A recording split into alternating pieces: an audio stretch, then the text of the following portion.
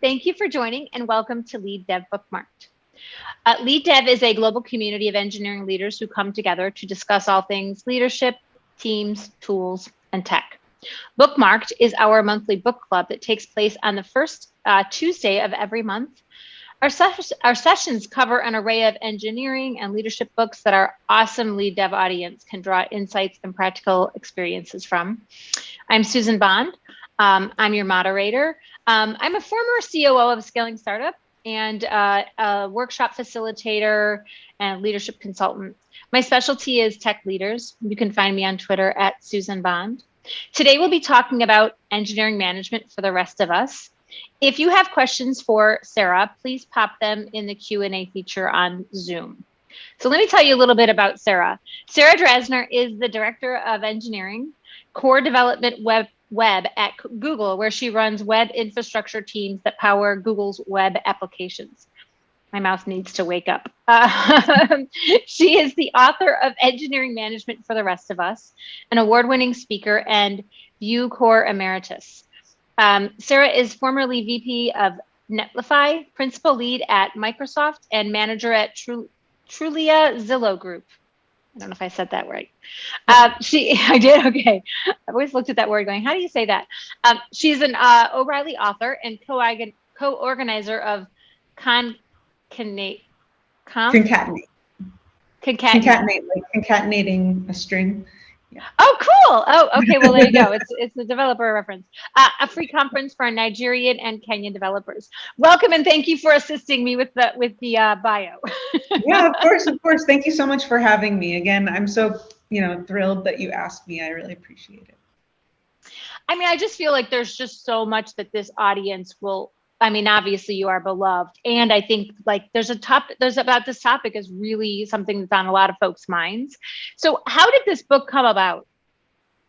Yeah, I mean, personally, so I've been a developer for 20 years and, previously was an engineer and then, TL, like tech lead and things, and kind of transitioned into management.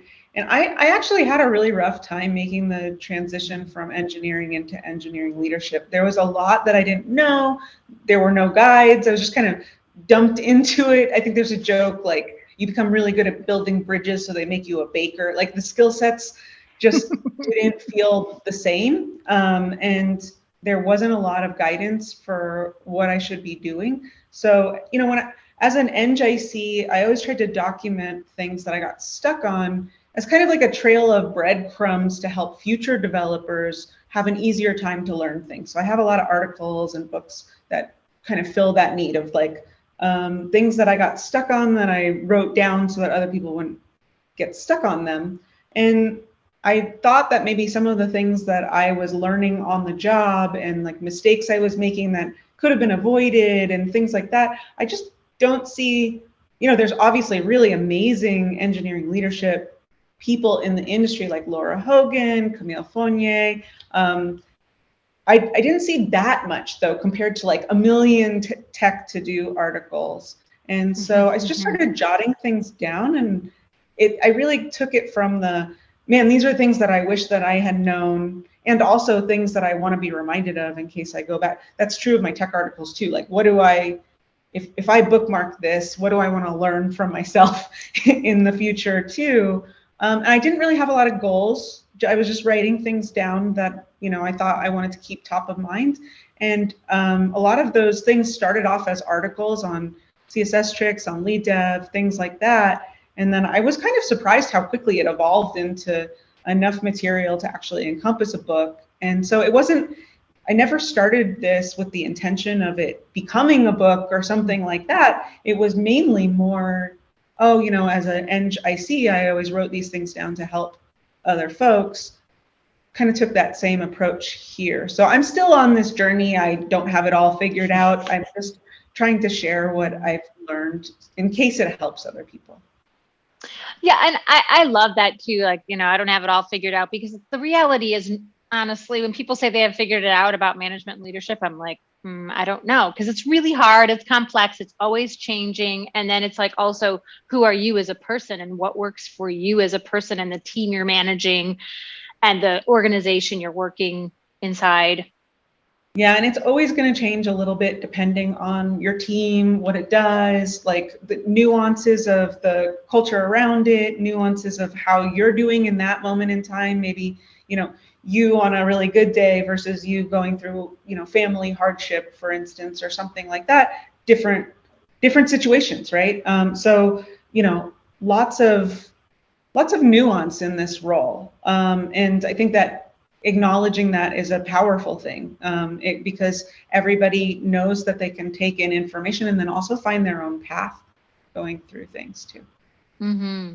Well, and last quick thing that you said that it really caught my eye in there, was that you talked about sort of feeling like the deep end. And I think a lot of people feel like they're thrown in at the deep end of the pool and don't really have a lot of tips and tools. And we might say, like, be leaderly. Okay, what does that mean? Or manage. What does that mean? What does that look like? What are the practical things? And I think your book really covers a wide array of sort of like the mindset shifts that we need to make, which are so important, but also practical tips and ideas. Thanks. Yeah, I tried to mix it up with a few things that help me in the day-to-day, and then also things that are like mental model shifts that I had to make over time, because my approach to management has definitely evolved over years of being like, oh, this thing that I thought was a good way of being is maybe has some anti-patterns. So, kind of talking through those things as well. Yeah, I'm curious, when you say that, was there one mental model shift that you've made that you feel was either surprising or one of the biggest ones you felt like, oh, this really helped me? And that's a great question. Actually, I think the biggest one for me is my temptation has always been to be a mama bear. And what I mean by that is to protect my team at all costs. And I do think that there's value in that, but it's not the tool to reach immediately. And I had a mental shift about that a little while ago when I was at Netlify, and I was working with another engineering leader named Dahlia Havens, who had everyone on the leadership team read a book called The Advantage. It's a great book, and the kind of TLDR, the main takeaway is that the leadership team is your team. You shouldn't be showing up as United Nations, like you're coming to represent your group, and these other people carrying your flag. Yeah. These other people are your peers, like, who cares, or something like that. Rather, you're all working towards a common goal for the company, and these peers are really your team as well. Like, you thinking about that team as like, how do you all support each other? That was a really good and healthy mental model shift for me, because I was reaching for that mama bear protection tool far too often. Like, it is necessary at times to make sure that your team is supported, has clarity for direction, that they're not locked in bureaucracy, that you're handling those things, that you're dealing with org changes that in a way that doesn't impact them too strongly. However, it can become an anti-pattern when you start blocking them from any possibility of growth, of change, of supporting other folks. So yeah, I think broadening my view and thinking about that group of peers as being a place that I need to be really aligned with, thinking about taking responsibility for the leadership team instead of separating. Like, I think some people's approach to management, I definitely had this earlier in my career, was like, this, like, we're good and us versus them kind of thing, or whatever. Like, that's really actually not helpful. It can make some really bad cultural patterns. So I'm trying to step away from that, be more inclusive, be more supportive, take onus and accountability for the things that happen at that leadership table too. I love that. Okay, I think that is fantastic. That was a surprise question, but I really appreciate that you answered it, because I think we don't think about the mental shifts we have to make quite enough. I think we tend to go right to practical and tools, which I totally get, but those mental shifts can be massive, to help us ease that. And so, a little bit on that note, something that you talked about in the book is values, which I don't see talked about often in books like this, which of course I love because I'm a coach and we love values, and see great value in values. So what made you include a chapter on values in the book? Yeah, this is actually I'm going to keep talking about tools, because do think about things in that kind of framing. This is a tool that I feel very strongly has been very helpful for me in my career. Your mileage may vary. There's different approaches. This was kind of first introduced to me by my coach, who I've been working with for, I think, like 6 or 7 years now.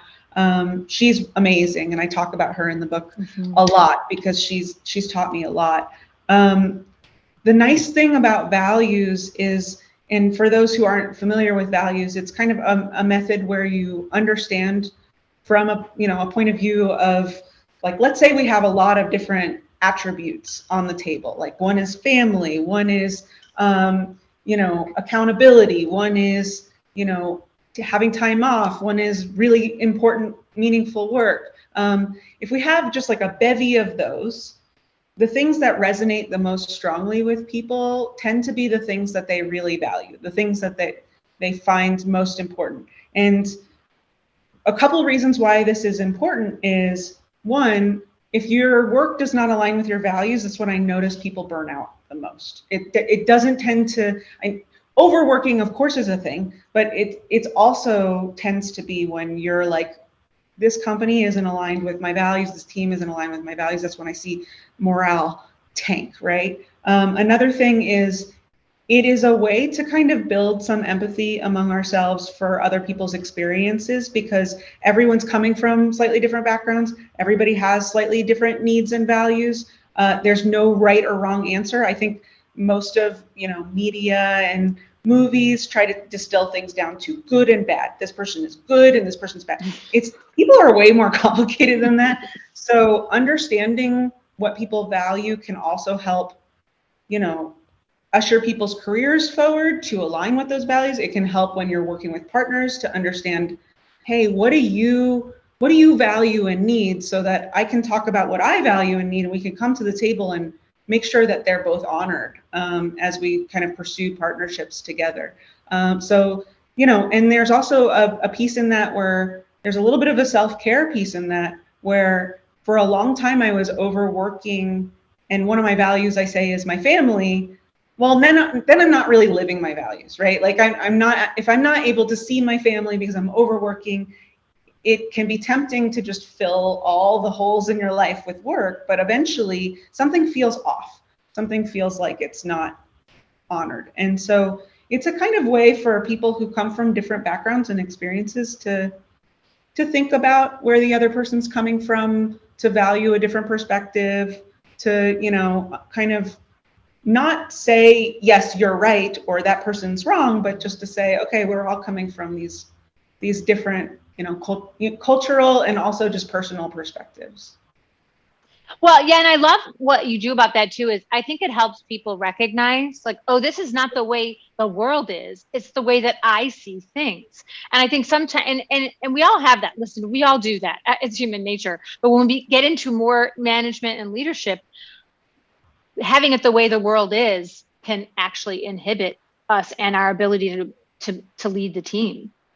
Yeah. And again, partnership work is really important for this, when you're trying to understand what the person, what somebody that you're collaborating with needs and values, and especially in an environment when perhaps you maybe have different goals and you have to align, right?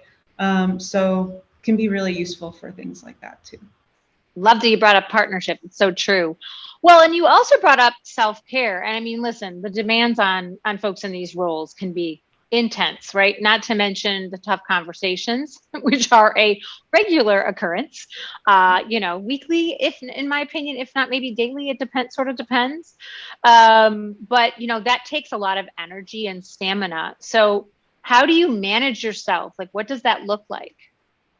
Yeah, I mean, that one has been, I'll be honest, it's taken me a long time, and I'm still on this journey. It took me a lot of time to figure out how to have self-care and some discipline around that, because I tend to say yes to everything. And I think people on my team can attest that I probably agree to too many things at once. And that's actually not great in terms of self-care and boundaries and things like that.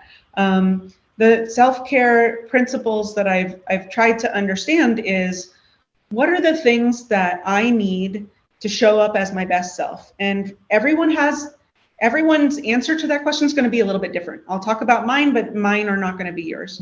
I have to like have, nutritious food, water. I have to exercise, sadly. I need to see my family and friends. My coach got me into writing a gratitude journal.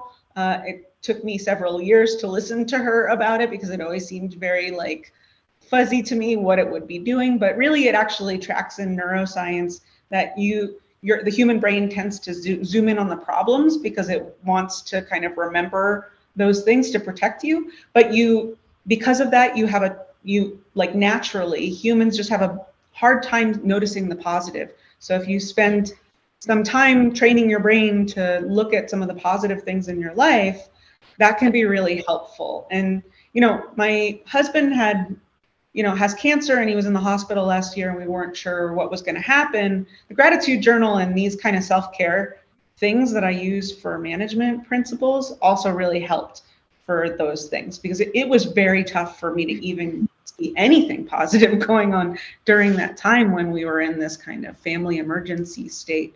So it's these types of tools can be useful for not just work, but beyond that.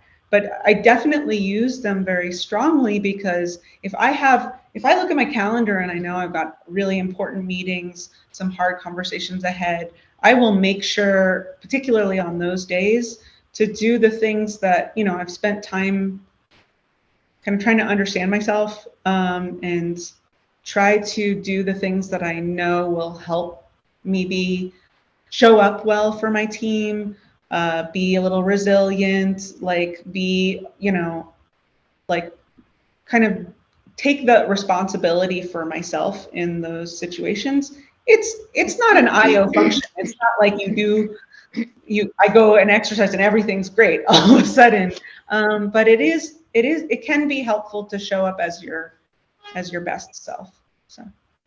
Well, and I love that you talk about that too, because it's about acknowledging that I am also a person and a human, because I think the pressure and responsibility of the tasks we're given can feel huge. And I see lots of people just give and give and give and give and aren't really replenishing. It's like I always talk about, it's like airline state of mind, put your mask on first. And lots of people, it's hard for people in, leadership and roles that are really responsible to do that. So it's like reminds me of like you're reminding yourself, I'm human and I need to take care of myself so that I can be my best self. Yeah, I mean, I think you're absolutely right. There's this temptation, if you really care about your job and you care about leadership, to approach it as, okay, I'm just going to brute force and give it my all 100% of the time. But if you don't take care of yourself, you're really not showing up in those conversations. I'll speak for myself. I definitely, the times when I look back and I'm like, oof, that wasn't great. It was usually when I wasn't sleeping well or wasn't, acknowledging that I needed to spend some time with my family or friends. Like those kind of things were also off balance. And I don't think that that's a coincidence. So, and also setting up some, this kind of strange thing, but manager ops, like setting up systems where you're automatically creating the things that you need for your job. So you're not spending a lot of time on those admin tasks. Like I have a weekly task list board that I use and replenish every week so that it's all organized for me. I have like, one-on-one docs templates that I work off of so that I can set up, meetings with partners easily, like just trying to make those things so that I don't have to do this duplicative work that might take my time and energy too. Oh, I love that. And, sort of on this note, something we've been kind of hinting at, like you have a whole chapter on boundaries, which again, I love. I think oftentimes we feel like we shouldn't have boundaries, but I actually think they need to have boundaries. So what's something, we might find surprising about setting boundaries? Yeah, I mean, the reason why it's there too is this is something that I'm particularly not good at. So I had to do a lot of, work with myself on. And I think the boundaries is an area where when I'm coaching other managers, that's where things start to unravel, is when people aren't creating boundaries, respecting boundaries, things like that. And it is, like I mentioned before, it is tied to your values. Some of the most surprising things that I've learned about boundaries is that people will test them. Like if you set a boundary, the first thing that will happen is someone will test it. And I think that always feels bad, right? It's like, wait, I just told you that I have this boundary. Why are you doing this? And it's just kind of a natural human response to see if it's really there. And I think, newer managers, what I notice is they'll set a boundary. They're proud of themselves. It's hard to do. It's hard to have that conversation where you set a boundary. And then the first thing that happens is somebody, tries to see if it's there, and they go like, hey, my work didn't work. I told them there was a boundary, and then this other thing happened. I think it actually happens quite often. So you kind of have to keep it once people test it. So that's I think probably the thing that has surprised me the most, but it has been consistent. Anytime that I've set a boundary around like, hey, please don't text me on the weekends. The next weekend, somebody's texting me, and I'm like, okay, they're testing the boundary. They're seeing if it's there. They're seeing how much I mean this, and I have to hold true to that. And that is, it can be hard, but you're not alone when that happens. Just letting people know that if that happens, it's not because I think people tend to internalize like, what did I do? I didn't communicate well or something like that. I think, letting yourself off the hook a little bit and saying like, this actually is kind of normal and it's okay to reinstate and say, no, really, you can't text me on the weekends. I'm with my family right now. It's not one and done. You continually have to set that boundary over and over again because of the testing, and because also people's brains are maybe not really processing, or, like I'm used to doing this. Oh, wait, they said not to do that. Yeah. Like that doesn't work for them. Yeah. And people usually don't intend harm when they test. They don't even sometimes know that they're testing it. They're just, it's kind of a subconscious process that's going on a little bit. Well, and again, related, I keep saying related, which is interesting. I did not plan it this way, but related to me, I think a little bit of like when people are testing, I think part of it's a little bit about is psychological safety. Right? Like, are you safe? Is this what you say? Are you going to enforce it? Is what you're saying and what you're doing? Are you walking the talk? And I think psychological safety is so important, but I feel like a lot of us maybe aren't clear on like, how do you create psychological safety? So I'm just curious what thoughts you have on that. Yeah, I mean, psychological safety is incredibly important to me. I do think that people do better and different work when they feel like, I think sometimes in engineering management culture, there is a temptation to say, oh, well, there's the technical work, and then there's this cultural work and psychological safety. They're the same. I don't think that they're different. I actually think that people build better products when they feel psychologically safe. If two teams don't work together, culturally, then their products don't work together. Like it's like the Spider-Man meme of like, you. I think that they're one and the same, which is why I take it pretty seriously to give people chance and opportunity. So, people need spaces to do work, to throw out bad ideas, to be wrong sometimes, to be curious. Like anything truly innovative, you're not gonna hit the nail on the head the first time. And people need a place to have conflict, not unhealthy conflict, but to have healthy conflict, to have a space where they can debate and talk through ideas and say the pros and cons of each approach without a million eyes staring at them, or big bad things happen to them if they get it wrong immediately. Those kind of things, those spaces are really important. And I think one hard part for leaders can be that sometimes your job in making psychologically safe places is gathering people in a private chat channel, private room, things like that. And sometimes your job is to leave them alone. Sometimes they need space away from you too as a leader, because there's a power imbalance. So there are times, I think it's tempting for us as managers to want to dive into every single situation. Sometimes people just need time away to be alone and think through things and come back. And you as a leader sometimes your job is to facilitate that environment and set it up. And sometimes your job is to leave it and let it be away from you. And that can be hard. But I think, as you know, one thing that you can do as a leader, even if you're not in those spaces, is keep saying, you know, the values of the team are towards curiosity, sharing ideas, keep aligning people to what healthy conflict looks like, what unhealthy conflict looks like, so that they feel supported in even bringing up problems. I think sometimes when you don't have psychological safety on a team, what it can look like is kind of false harmony, where people go like, okay. And then there's just like silence, and you're like, I kind of get the feeling that something's wrong, but I don't know what. Like, those people are probably not psychologically safe to bring up issues and risks and things like that. So getting towards curious states with a team and telling people that you care about that again and again is important. Well, and you mentioned one thing where that false harmony, like people are like, okay. I always feel like when I get that, I'm like, oh man, I failed. Something is not good here. But what are some other signs that maybe there isn't trust on the team, or even maybe within the team? What might be other things that we might look out for? Yeah, I mean, silence is definitely one. Sometimes I'll say, after something's silent, I'll either say like, I'm taking silent as disagreement. So let's talk about why people are disagreeing, and like kind of love that, you know, for conflict. Another thing is like if there's like the tight-lipped agreement that we talked about before, it seems like it looks on the surface like maybe it's agreement, but you can kind of tell that it's not.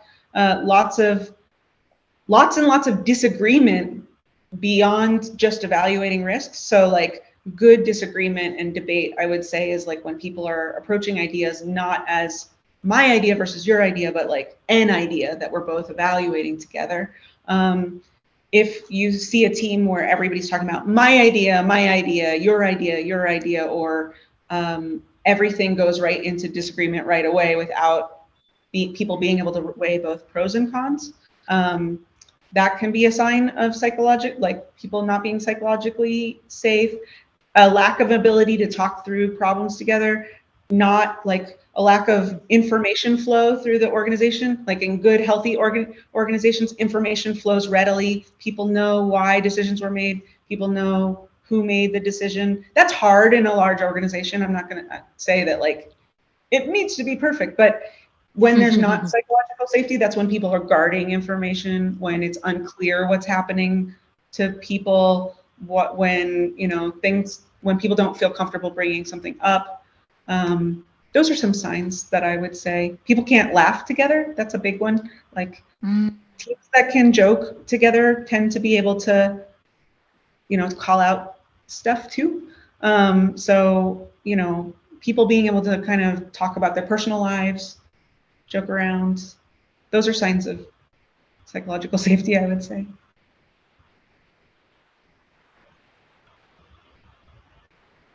Sorry, my iPhone just took over my headphones. And no matter what I do, I should just turn it all the way off. Sorry about that. I love how you flip on the head. Like, I'll take your silence as agreement is what we usually say. But what you're saying is I'll take, your silence that it's disagreement. Does that tend to open people up? Do people after that maybe feel a little more comfortable, or does it ever still say silent? Typically people laugh and it breaks some tension. Typically people do jump in after I say something like that. If they don't, which happens rarely, but it does happen, I start to call on people. I'll just see somebody's face and say like, hey, blank, what are your thoughts? Do you think that this is a good idea, a bad idea? You won't hurt my feelings. Like, I want to talk through it. What do you see? And then the person typically does say things. Or one thing as a leader in terms of vulnerability, you tend to have to go first. So I will talk through the pros and cons of my own idea. Like, usually there's no decision I've ever made where I'm 100% like, this is the best thing in the world and I see zero risks to any of this plan. Software engineering is it depends. So it can help a team to see that you are evaluating pros and cons, and it's okay. The world didn't collapse. It's totally fine. And to kind of encourage that behavior in others. Well, and encourage that, again, even though you're the leader, you are not infallible, and recognize, that like power dynamics, you know what I mean? I feel like when I was in a leadership role, I felt like people treated me like their parents a lot of times, which is like not what I wanted. I'm like, I am not an authority figure here. I really don't think I'm the smartest person. I really want your ideas. Yeah, I think the parent one that you just touched on is a really big one. People have all sorts of complicated relationships with their parents, and they shouldn't be at work. Like those relationships are different from a working relationship. And so when anyone kind of tries to make that analogy, I pull them away from it to say, like, I don't know what your relationship with your family is. This isn't a family. This is your working environment. Like, I'm not your mom. That person's not your dad. Like, this is a workplace and not a place for that metaphor to ring true. But people do it. It does happen where people unconsciously. Yeah. Yeah, and authority, like, oh, I'm supposed to you're my boss, so I'm supposed to bow down and say yes to you. And what's great about what you're doing, it's so brilliant. It's like, I don't know that it's the best idea. Here's the pros and cons, and let's like really have a rich conversation about it. So in trying to really encourage rich conversation is what I'm hearing.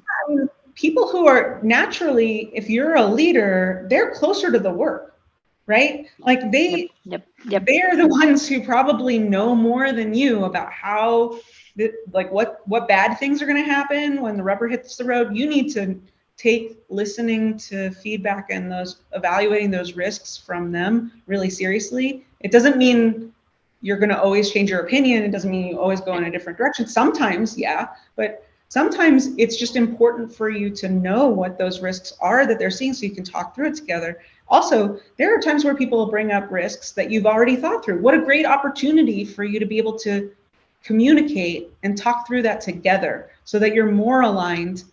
And especially when you start managing managers, the manager has to kind of be sold on the concept too, so that they can communicate with their team or come back to you when their team has problems. Like, so the more you can facilitate that dialogue, and also like once you're managing managers, you're also then you're getting further and further from the work. So more and more important to understand how this might affect people further away from the decision.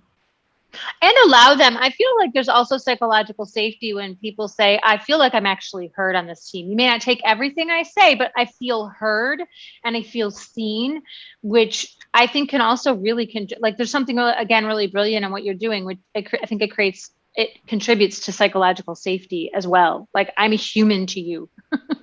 Yeah, I mean, well, you touched on a really important issue, which is trust. Like, people need to trust, and it takes time. So if you're like a new leader and you're like, why does my team trust me? It's okay. Trust does not just get handed over. Trust has to be earned by people most of the time. So seeing that you live what you're saying, like, I want you to be curious, then you show curiosity. Like things like that can really resonate better with people and build trust.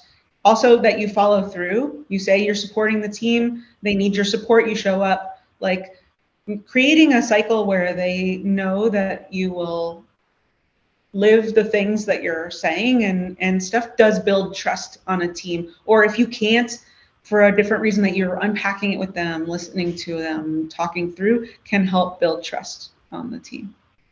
Oh my gosh, I love this. I wanted to take a turn to a couple of little more maybe pragmatic, tooly sort of things. So you talk about career ladders. I love former head of people, former head of director of career development. I love that you talk about it. I mean, they're a great tool for development, but as you say, it's true, they're not good enough on their own. And I think sometimes we can create them and then we forget them or we don't weave them in. What are some ways managers can make them actionable rather than just as like an annual performance review, like checklist? I mean, one thing that I tend to do, and this is, again, one tool, there's many ways of doing this, so this is just one approach, is to go over, career ladders and things walk through it, and usually I have the person talk to each one of the items themselves. Instead of me saying it at them, they're owning it themselves. And then I have them explain, where do you think you are with this one? So they tell me from their perspective where they think they are with their career journey. Then I'll tag in and say, yeah, I think you're totally right. You're really good at this. The one thing that I would, caution against is X, but generally speaking, you do really good. Or sometimes they'll be like, I really need help with this. I'm like, okay, cool. Let's pull this into something that we can work on together. So we can kind of talk through things from both of our perspectives, but them having some ownership over those things. You also get a sense, if you haven't done values exercises with them before, which you probably should, you kind of get a sense how their values are attached to each one of those things, whether they care about those things or not.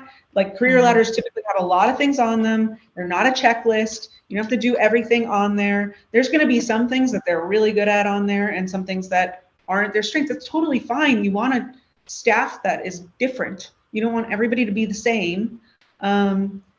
So what we typically do from there is we pull out the items that they are doing well and should keep doing, and also things that they could be doing better for the next cycle or to get to the next ladder. And we turn that into 90 days. Like in 90 days, in 3 months, where do you want to be compared to now upholding these things? And we'll kind of go through their list. Again, they're driving. Like I'm just writing it down, and then I'll tag in of like, oh, well, we do have this one OKR that's attached to this. Like, let's make sure that's included. But generally speaking, they're smart. They know what we're working on. They know what they should be doing. They know where they want to take their career. And then from there, we pull it out to a 30-day and say, okay, this is what you want to do in 90 days. So that's kind of a little bit more strategic, yet still tactical. And then the 30 days is super tactical, right? What are you going to do in the next month that makes progress on that 90-day? Some of it will be things that you have to do immediately. Some things are like, I'm not actually going to attack that item right now. That's for later. But at least then at the end, they're looking at that list going, okay, these are the items that I'm working on right now. And I know that those are going to be attached to my career growth. I know that those are things that the team needs and that my manager is on board with. So I think sometimes people, like when career growth and laddering doesn't go well, it's when there feels like a breach of contract, like where the person feels like they're doing all this work and the manager doesn't care, or the manager had different priorities, or what have you. That way you're like kind of entering into this pact together of like, you can totally get to the next level. Here are the steps to get there, and here's what we're going to do to get you there and things. Oh, that's really great. I love how you break it down, the 90 days, the 30 days. What am I taking? What am I not? I'm going to ask one more question, and we've got some questions from the audience, many of the same sort of variety, but we'll go to those in 1 minute. So I want to just, on our question, end on like leading a team can be kind of all consuming, we've talked about, but at the same time, you also have your own projects and deliverables. How do you balance managing the team with your own work? Like, how do you work on that? How do you do that? Oh man, it's a great question. It's a really tough question. I think the manager ops stuff that I mentioned before of like my weekly planner helps. Making sure to block focus time, which I'm bad at. So like, anybody who knows me is going to be like, sometimes you don't do that, and that's true. So if you can block focus time so that you can attack those items, so that they're not bleeding into your like outside of work time. If you're stuck in meetings all day and you still have IC work, it's going to move into your nightly, tasks and stuff, and that can burn you out over time. So definitely making a kind of organized list of all the meetings that you need to have and all of the tasks that you need to have, figuring out, okay, here's the thing that's nice about a weekly board where you see each day is that if you have like a clump of to-dos, you can spread them across the days so that you're attacking some meetings some days, some IC tasks some days, you know that you're going to get to it later on. You put the high, really important stuff earlier, things like that, so that it doesn't feel, the thing that makes me feel anxious if I just have one big long to-do list is like, wait, when am I getting all this stuff done? And it feels kind of never ending, where on the weekly things, I look at my days and it's like Monday's all done. Anything undone goes to the next Yep. day. And I do, like at the end, have just a list of all these things that are completely done. Feels a little bit more satisfying than this just forever cycle of random to-dos when I don't know when they're going to happen. Yeah, and so that's so great. On that note, I'm going to take a couple audience questions from the audience here. So, Chris brings up a really great point. Like here's what Chris writes. Over the years, I've become very accustomed to doing the work myself. As a manager, I'm mostly delegating, but there is still that urge to do it myself. We know that this happens for a lot of us. Did you experience that challenge when transitioning into management? And like, how do you help ease that, that rapid, because that's what we're incented for before, right? Getting things done. Yeah.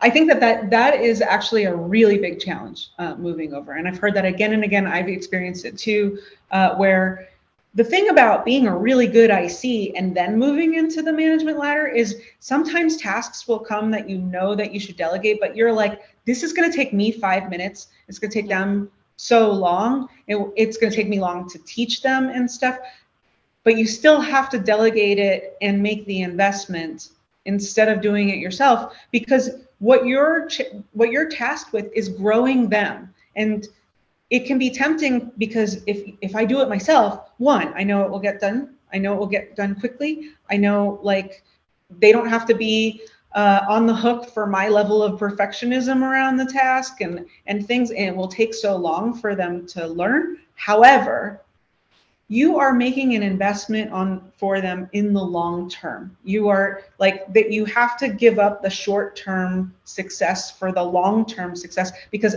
eventually they will be able to do all those tasks on their own and to the quality that you are hoping if you're investing in them. So it's kind of like a loss leader. You spend some time, being clear, working with people, take some patience. You're not going to get things done as quickly. And then over time, it will go faster and faster, and they'll become more and more autonomous. And then what do you have? You have this team of you have many people who are amazing, and you helped grow them. Instead of protect them from work, you helped grow them into their jobs. Now they have a path to career growth, to technical career growth, to learning more things. Like, it is something that pays off over time. But I think that one of the challenges of going from engineer IC to manager is when you're an EngIC, or like when I'm an EngIC and I'm working, I get these dopamine hits all the time. My code compiled, it did the thing, it worked. In manager cycles, you get those too, but they're really long. Like those cycles don't happen hourly. They happen in months, sometimes a year. And they're also really rewarding. Like, they're not just that instant gratification. They're like, wow, we did this thing together. We built this thing together. They're like, look at these people rocking and rolling. But the cycles are long, and that's part of what makes management hard, but it is worthwhile. It's like deeply, deeply worthwhile when it works well. I love that. I'm going to take two more questions. This won't be the longer one, from Vaidehi. What is the biggest mistake or assumption that you've seen new managers make? And let's say when you see new managers do that, what advice do you give them? I think the last one is a major mistake I see really often. That's probably the most common. I think the other one that I notice a lot is managers coming to the table with the perspective with the team of, I alone can protect you. I am the only one. And while it may appear like there's site safety, like, I think the challenge about that approach is when you poll the team or you look at the team really quick, it seems like they're healthy, but they're actually kind of not, because they can't interface with other teams. There's lack of trust with the environment around. You're not actually building the whys around the work. You're just saying we're the best. That tends to be a thing that I see people kind of do in that first approach, sometimes because they had managers that didn't protect them, so sometimes for very good reasons. But I would challenge people to have a little bit of a different approach and be a little bit more open across units. Oh, that's such great advice. Those are really wonderful. And I have to apologize to everyone who wrote wonderful questions. We do not have time to take all of them. I feel like Sarah and I could have talked forever. I'm sorry that we can't take all of them, but there's one constant question, which is people are having trouble finding your book online and they are curious about how to get a copy of your book. Will there be a physical copy of your book? Can you address that for us? Yeah, so we are in final stages of getting this all set up. On engmanagement.dev, there's a place where you can sign up, and I'll send out a email letting you all know, like it's going to be on Amazon and a bunch of other places. There will be paperback and hardback and hardcover and an audiobook that will be narrated by one of my favorite people, Bill Hawksworth. All of those things will happen and be available. The timeline I don't exactly have, but if you sign up on that sheet, I will let everybody know. I'll also be tweeting out when it's available. Yeah, great. Thank you so much. I know. Hopefully soon. Hopefully in the next couple of months. Yeah. Thank you so much. I mean, this was an incredible conversation. Thank you so much for joining us. Our next session will be on August 2nd, where we'll be speaking with Heidi Hefland on her book, Dynamic Reteaming, The Art and Wisdom of Changing Teams. Thanks again for being here. It was wonderful.